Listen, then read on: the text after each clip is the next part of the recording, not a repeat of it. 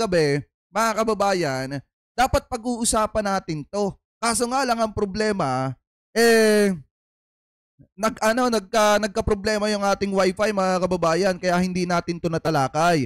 Ngayon, sinasabi nung iba na yung topic natin kagabi patungkol po dito na naudlot nga lang kasi nawala yung signal natin, fake news daw po yan mga kababayan. Wala daw pong katotohanan yan. So ngayon, kung makikita ninyo, eto pong balitang ito ay galing po sa GMA News. June 2, 2016, in-upload dyan, pinost mga kababayan. Ito po'y hindi basta lamang article. Ito po mga kababayan, mismong may video pang kasama yan. At yan yung ipapakita ko sa inyo mamaya. Ngayon, kung makikita ninyo, di ba itinatanggi nitong si Atty. Panelo, Salvador Panelo mga kababayan, na wala naman daw reward system. At nagsisinungaling daw mga kababayan etong si Garma. Kasi nga naman, kung makikita nyo, nagbigay pa siya ng mga paliwanag doon Yun daw sinasabi ni Garma na kinausap siya ni Duterte noong May 2016 mga kababayan, wala daw katotohanan yon kasi May 11 daw mga kababayan yung eleksyon. Pero kung makikita nyo, pagkatapos ng eleksyon mga kababayan, unang-una, wala namang binanggit si Garma na mismong exact na date. Hindi naman niya sinabi na May 10 siya kinausap nitong si Duterte. Ang sinabi lang ni Garma, May 2016, kinausap siya ni Duterte at pinaghahanap siya ng mga tao na may kakayanan na gawin yung Davao model ng pagsugpo sa ipinagbabawal na bato sa buong Pilipinas, mga kababayan. Ngayon, kung titingnan nyo, etong balitang ito, lumabas po ito June 2, 2016. Ibig sabihin mga kababayan, kung si Duterte sinasabi niya na magbibigay siya ng 3 milyong pabuya para po dun sa makakahuli o makakapatay sa mga drug lord, ibig sabihin may palang nilalakad na ni Duterte yung mga tao na may kakayanang gumawa ng ganon. Ibig sabihin, tunay yung sinasabi ni Garma mga kababayan sa kanyang affidavit na talagang kinausap siya ni Duterte Mayo pa lamang para maghanap ng mga tao na kayang gumawa ng trabaho para itumba yung mga drug lord mga kababayan at yung mga sangkot sa ipinagbabawal na bato. So ngayon kung titingnan po natin itong nakita nating balita, galing po yan mga kababayan sa GMA News Sabi pa nga dito, eto basahin po natin. Tinagalog ko na lang para maintindihan nyo. Sabi dito, Duterte na mag-alok ng 3 million reward para man-neutralize ang mga drug lord. Eto daw, nag-alok si President-elect Rodrigo Duterte ng 3 milyong reward sa mga makakahuli o makakapatay ng mga high-profile drug lords. Nagbigay din siya ng bounty sa pag-aresto sa mga tauhan ng mga drug lords. Ayon sa ulat ni Cedric Castillo sa GMA7 na 24 oras noong Miyerkules, ang mga opisyal, eto daw mga kababayan, nang nagpapatupad ng batas na mapapatunayang konektado sa mga kalakalan ng ipinagbabawal na bato ay may mabigat na kaparusahan. Sabi pa dito mga kababayan, dagdag pa niya, ipinapaalam niya kay incoming National Bureau of Investigation, NBI, Director Dan Tigiran, ang direktiba na ito. Ito daw yung pagkakasabi ni Duterte mga kababayan. Sabi ni Duterte dito, sabi ko, ilalagay kita diyan. Pero sa isang kondisyon na kapag may ahente ka na nagkakalat ng ipinagbabawal na bato and it comes to fight, I want you kill him personally. Yan yung sabi ni Duterte. I want you do the killing kasi sa iyo ko ibibigay yung 3 milyon. He said, is a new briefing unveiling his cabinet member on Tuesday night. Sabi pa dito mga kababayan, ayon kay Duterte, kasi ito mabigat na usapin to mga kababayan. Diba pinagtatalunan ngayon kung saan galing yung reward money na ipinangbigay dun sa ating mga kapulisan, mga kababayan, sa ating mga law enforcement na ginawang pang-reward, mga kababayan. So ngayon, ito yung sabi pa ni Duterte. Ayon kay Duterte, ang pabuya ay nagmula sa kanyang sobrang campaign fund na sapat na para sa 100 na kriminal. Ngayon, kung iisipin yung mabuti, galing po sa kanyang sobrang campaign fund yung ginawa niyang pabuya, yung 3 milyon mga kababayan, para dun sa 100 na kriminal na maiipatumba niya, mga kababayan. Yung 3 milyon galing sa kanyang sobrang campaign fund. Ngayon, kung nagagawa niyang magbigay ng 3 milyon galing sa kanyang sobrang campaign fund, ibig sabihin, kaya din niyang magbigay ng pera galing sa kanyang intelligence fund, mga kababayan. Ngayon, kung titingnan po natin, baka sabihin ng iba, fake news naman tayo masyado. Eto, yan po yung article, mga kababayan. Ipinost po yan, ipinablish po yan, mga kababayan. Yan, June 2, 2016, 11:51 AM, mga kababayan, na-publish itong bidyong ito. Kung ipinablish yan, mga kababayan, itong article na ito na may kasamang video, June 2, 2016, ibig sabihin, may palang naghahanda na si Duterte dun sa kanyang pagsugpo sa ipinagbabawal na bato. May pa lamang, mga kababayan, pinagpaplanuhan niya na magbigay na talaga ng mga reward para mapabilis ang pagsugpo dun sa mga drug lord, mga kababayan. Ano po, so ngayon, kung titingnan yung mabuti, eto yan, oh. Eto yung video. Sana hindi tayo i-copyright. May nakalaan ng pondo ang papasok na Duterte administration para sa mga makakahuli o di kaya'y makakapatay sa mga drug lords. At ayon sa President-elect Rodrigo Duterte, ang pondong ito ay sapat para raw masawata ang 100 kriminal. Nakatutok si Cedric Castillo. Ayan, mga kababayan, baka sabihin ng iba, Jake, fake news ka naman eh. Hindi naman tunay yan eh. Ayan, may balita na po, mga kababayan. Sana hindi lang tayo i-copyright. Ano po, kasi kung titingnan nyo, mga kababayan, mismong sinasabi dito, 2016 po ito ha, itong balitang ito, mga kababayan. Mismong sinasabi dyan na etong si Duterte nag-aalok ng 3 milyong reward, mga kababayan, para sa makakasugpo dun sa mga drug lord, mga kababayan, at makakapatay dun sa mga drug lord at mga tauhan nito. Ibig sabihin, talagang totoo, tunay yung reward system, mga kababayan, na nagmumula dito kay Duterte. Ano po, kasi mismong galing sa kanyang campaign fund, ipinambayad niya para itumbalang yung mga drug lord, mga kababayan. Ano po, ipagpatuloy pa natin. 3 milyong piso. Yan ang pabuyang ibibigay ng Administrasyong Duterte sa mga makakahuli o makakapatay sa high-profile drug lords. May patong din sa ulo ang alipores ng mga drug lord. Kahit mga alagad ng batas na sangkot sa droga, wala rin daw ligtas. Ayan o, diba napakaliwanag naman, sinasabi dyan sa balita, 2016 yan. Mga kababayan, tapos sasabihin ni Panelo, ano yung sabi ni Panelo? Hindi daw tunay yung mga statement nitong si Garma.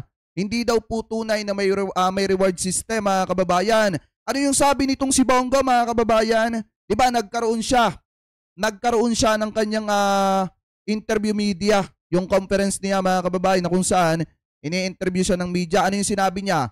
Wala daw katotohanan yung reward system, mga kababayan. Ano yung sabi ni Bato? Wala daw katotohanan yung reward system. Ano ito?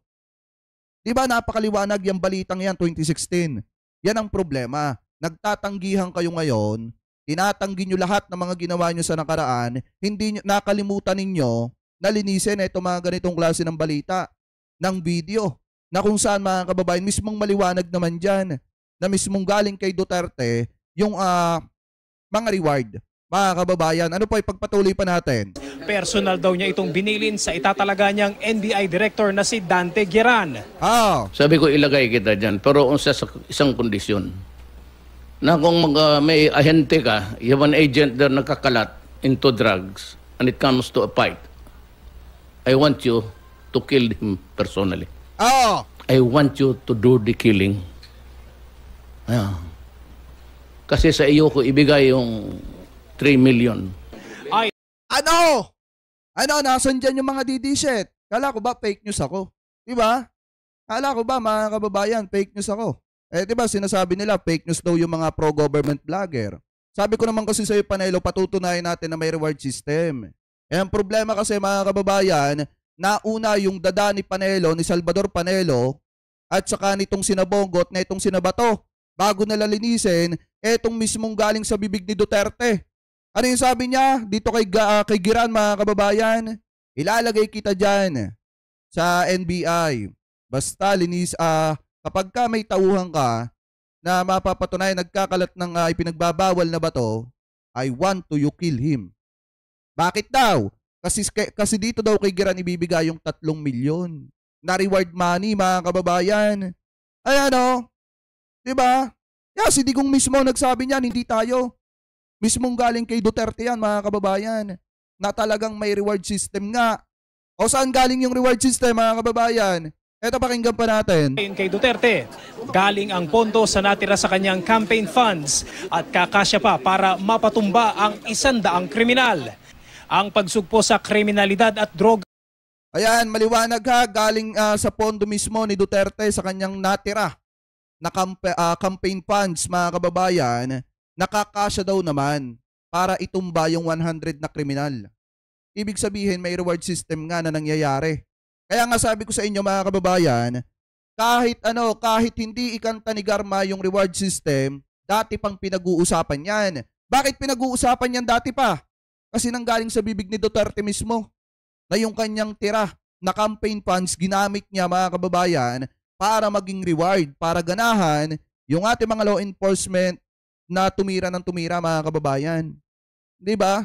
Bago sasabihin ng iba, yun daw mga pro-government vlogger, mga kababayan, mga fake news daw, wala naman daw katotohanan. Yung sinasabi po namin, ayan na nga si Duterte na mismo ang nagsasalita. Yan ba, Bato, itatanggi mo pa rin? Bongo, Senator Bongo, itatanggi mo pa rin ba yung reward system? Sasabihin mo pa rin ba na walang katotohanan yung reward system? Eto nga, maliwanag, 3 milyon yung ginawang pabuya ni Duterte galing sa kanyang campaign funds. Ngayon, mga kababayan, kung nagagawa niyang kumuha or gamitin, pagpalagay na lang natin, hindi kuhanin, gamitin yung kanyang natirang campaign funds para magpatumba ng 100 na kriminal, sa tingin nyo hindi niya kayang galawin yung kanyang intelligence fund para ipatsugi yung iba pa, mga kababayan, na mga related sa ipinagbabawal na bato. Pihado, tuwan-tuwa yung mga DD-shit dyan kasi ang sasabihin ng mga DD-shit, ginamit naman yung pera dun sa pagtumba sa mga kriminal. Ang problema kasi dyan, ang pinag-uusapan kasi natin, yung paglabag sa karapatang pantao at yung reward system kung may katotohanan ba or wala. Sinasabi nila, nung nakaraan, di ba, tumatanggi nga si Bongo, si Bato, etong si Panelo, nililinis pa ang kalat ni Duterte, pero kita nyo, ano yung nangyari? Mga kababayan, totoo nga na may reward system. At nagsisinungaling, etong si Panelo, abogado pa man din. At etong si Bongo at si Bato na senador pa man din. Mga kababayan, ano po ngayon ipagpatuloy pa natin? Sa loob ng 3 hanggang 6 na buwan ang isa sa mga ipinangako ni Duterte noong kanyang kampanya. Para dyan, gagamitin daw niya ang puwersa ng pulisya. Tingnan nyo nandito pa nga si Panelo, mga kababayan, no? No? Gagamitin daw niya. Eto, mga kababayan, no? Para dyan. Ayan, no? Tapos sasabihin, mga kababayan, walang katotohanan yung reward system. Susmiyo Marimar Panelo, abogado ka pa man din. Ano po, ipagpatuloy pa natin? Gagamitin daw niya ang puwersa ng pulisya at militar. So I'm not saying that you kill them, but the order is dead or alive. It's a subject sa kanilang turo when to kill and when not to kill. When is it legal to kill? When is it unlawful to take another man's life? Ayon kay Chief Superintendent Ronald. Kita nyo, kaya kung titingnan natin yung paliwanag ni Busita, mga kababayan, totoo yun Yung yung order, mga kababayan, na lawful and unlawful. Kasi nga, mga kababayan, tunay nga na may ganitong klase ng sistema nung panahon ng Duterte administration. Talagang hindi naman yan tawag yan yung Yun ang aim. hindi yung hitman gun for hire. Hindi naman. I-neutralize mo yung drug lord through legal means. Kaya nga sinabi dead or alive. Kung lumaban, mas maganda yung patay siya para hindi ikaw mamatay. Bato de la Rosa! Akala ko ba walang katotohanan? Nasan si Bato de la Rosa, mga kababayan? Tapos magsasagawa ka pa ng hearing. Ayan ikaw yung nagsasalita dyan. Baka sabihin mo, artificial intelligence yan. Ayan kaysa nga naman daw, mga kababayan, tumanggap ng pera sa mga drug lord, etong ating mga law enforcement, parang sa madaling salita, gusto nyo sabihin, nasundin na lang yung utos na i-neutralize, mga kababayan. Pero, sa kabila ng pag-neutralize nila, may perang involved talaga. Kasi nga, may pabuya galing kay Duterte, mga kababayan.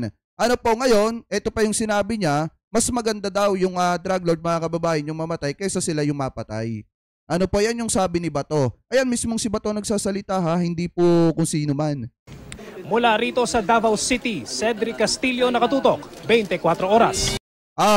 Yan, maliwanag mga kababayan ha, kaya nga kahit anong pagtanggi nitong sina Bato de la Rosa, sina Bongo, hindi na pwedeng paniwalaan ng taong bayan yan. Kasi alam naman natin from the start mga kababayan, nililinis na nila yung mga kalat nila. Nililinis na ni Bato de la Rosa yung kanilang kapalpakan, nitong sina Bongo yung kanilang kapalpakan, at nililinis ni Panelo yung kapalpakan ni Duterte. Kasi mahirap patanggihan to mga kababayan. Mahirap pasinungalingan po ito. Mismong nanggaling sa bibig ni Duterte na talagang siya ang nag-utos para i-eliminate mga kababayan yung mga tao na related sa ipinagbabawal na bato. Ano pa yan? Mismong nandiyan pa nga si Bongo. Tingnan nyo naman. Habang nagsasalita itong si Duterte sa kanyang press ko na yan, sa kanyang interview na yan, naandyan po sa kanyang tabi itong si Bongo. Kaya nga mahirap mga kababayan, sa totoo lang, mahirap itanggi ni Bongo na wala siyang kinalaman dyan. Kasi siya yung special secretary nitong si Duterte mga kababayan, assistant secretary nitong si Duterte nung panahon na siya pa ang presidente. At mismong kung ano yung sinasabi ni Duterte sa kanyang interview, na kung saan mismong inamin niya na nagbigay siya ng 3 milyon na reward dito kay Giran mga kababayan para lamang puksain etong 100 na criminals, mismong pakinig po yan ni Bongo. Kaya mahirap patanggihan at pasinungalingan ni Bongo na wala siyang kinalaman dyan, wala siyang partisipasyon po dyan. So eto, maliwanag mga kababayan ha, na yung reward system po, totoo po yan. Hindi po yan gawa-gawa lamang at hindi po yan fake news. At yung ibinulgar mga kababayan itong si Garma about dun sa reward system at about dun sa pagtawag sa kanya ni Duterte nung Mayo, malaki ang posibilidad na totoo po yan. Kasi etong balitang ito mga kababayan, etong bidyong ito na na-publish na kung saan nagsasalita etong si Duterte, yan po ay June 2. Ibig sabihin mga kababayan, kung etong balitang ito ay lumabas ng June 2, Mayo pa lamang, buhat nung manalo siya, pinaghahandaan ni Duterte yung kanyang malakihang plano para pumatay ng pumatay mga kababayan ng taong bayan. Ano pa? Anyway, at ng mga tao na related sa mga ipinagbabawal na bato. Saglit na idaan sa due process, mas binabuti niya na eliminate, buhay man or patay. Mga kababayan. Ano po? Anyway, maliwanag po na totoo etong reward system kasi nakalagay naman po dyan. Ano po, mahirap yung pasinungalingan. At naandyan din naman yung video ni Bato na nagsasalita siya at video mismo ni Digong. Yan po ay 2016 etong balitang ito.